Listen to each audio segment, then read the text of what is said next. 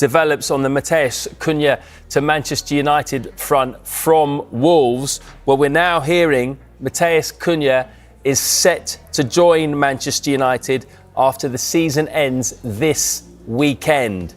United are expected to trigger the £62.5 million release clause in his contract. The club are aware by which the conditions for that clause will be met. But there's been no direct contact yet between United and Wolves. We're expecting those formalities are anticipated once the season has ended. Despite interest from other clubs, Cunha wants to play for United, and Sky Sports News has been told the deal is almost agreed. So big breaking news.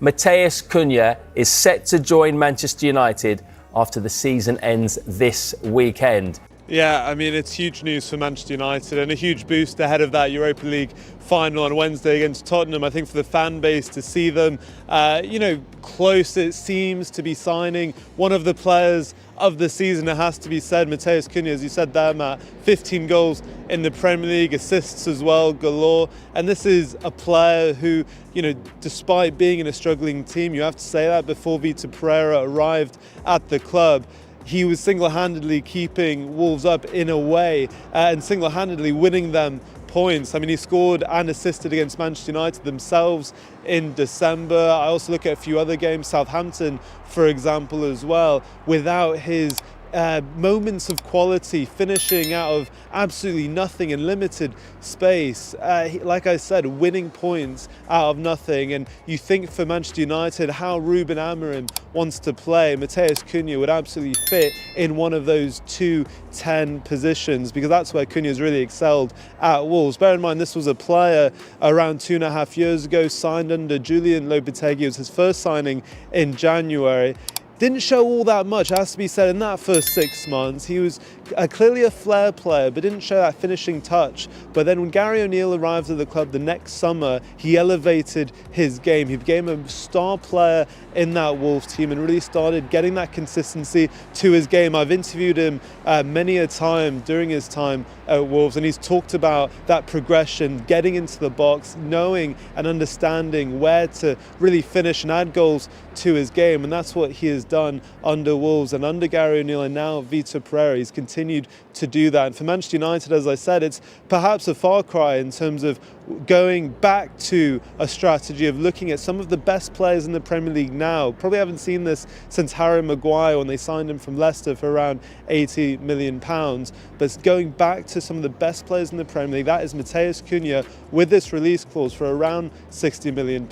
It feels like a huge coup. He's still at a good age as well. But for Wolves, let's not forget them though. I think it's a really good comeback in terms of they were able to get him to sign that new contract in January, make sure they get money for him in the summer, and you would hope that they'll be able to reinvest that money in the summer. They've lost some big players in the last few years, likes of Pedro Neto, Maximilian Kilman. We didn't see that investment in the last few summers. I think they've learned their lessons to make sure they're not in another relegation fight, and they'll be looking, as you mentioned there, we've not confirmed that the clubs themselves have had any talks yet, and I think it'll be interesting to see just how that deal is broken down in terms of installments. We'll bring you that when we have it, but it looks like this is a great deal for both clubs.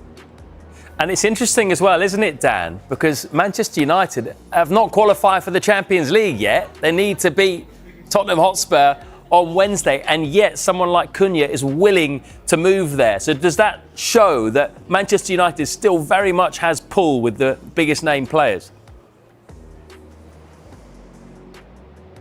Absolutely it does, because they are Manchester United, and despite this era of inconsistency, especially in the Premier League, they're still a team, let's not forget, who have been winning trophies in the last decade. You look at the FA Cups, the Europa League they won in 2017, they also got to the final of this competition in 2021 as well. Although they haven't been in the Champions League consistently, they are Manchester United, as I said, and they are still competing for trophies. And I think for Matheus Cunha, he has spoken, and he did talk in January about him wanting to challenge himself at the highest level. Now, that might not be Manchester United if they don't win on Wednesday and secure that Champions League place, but I think from what we've reported previously and what has been widely reported, I think Matheus Cunha seems to have an affinity for Manchester United. But what I will say though, just to balance that a little bit, there will be a lot of excitement around the Brazilian, but I do think you also maybe look at a few of the red cards this season as well. You hope that he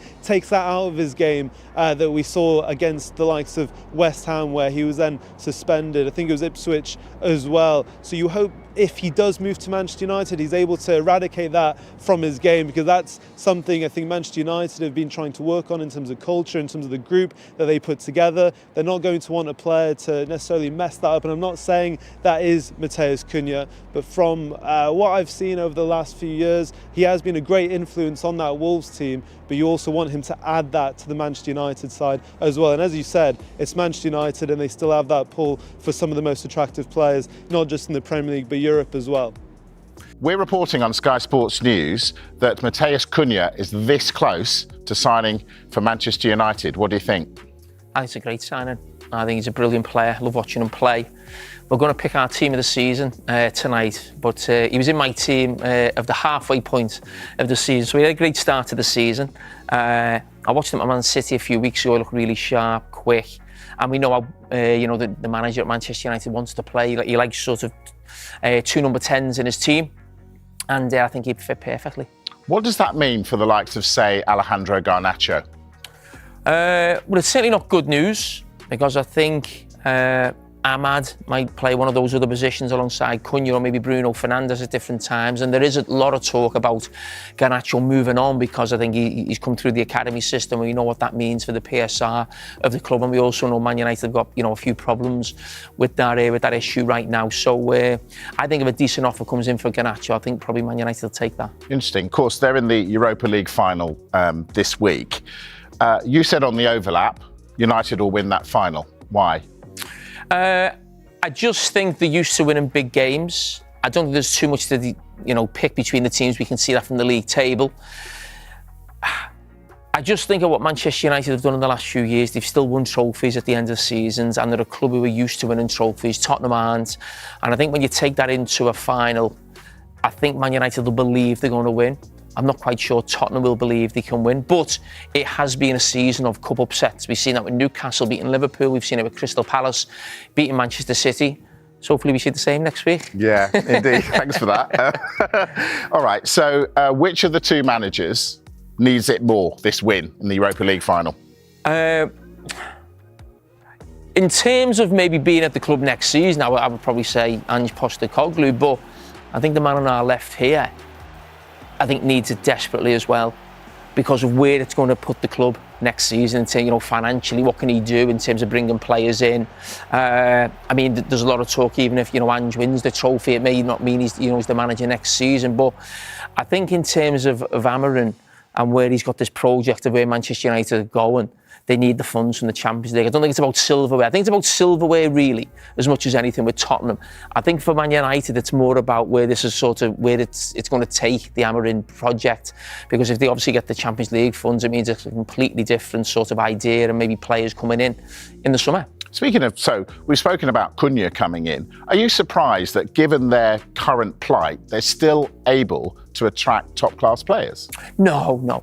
I think Manchester United are a fantastic football club, one of the biggest in the world, and there will always be that allure of, playing at Old Trafford and the theatre of dreams and the history that the club have got. That, Man United will all have that. I play for a club at times, Liverpool, who weren't always near the top of the table, and you're still attracting good players. Maybe not as good as you could get if you were at the top of the table, that's obvious. But Manchester United are reportedly close to signing Matheus Cunha, and he's seen as a perfect fit for Amarim's system with his pace and creativity.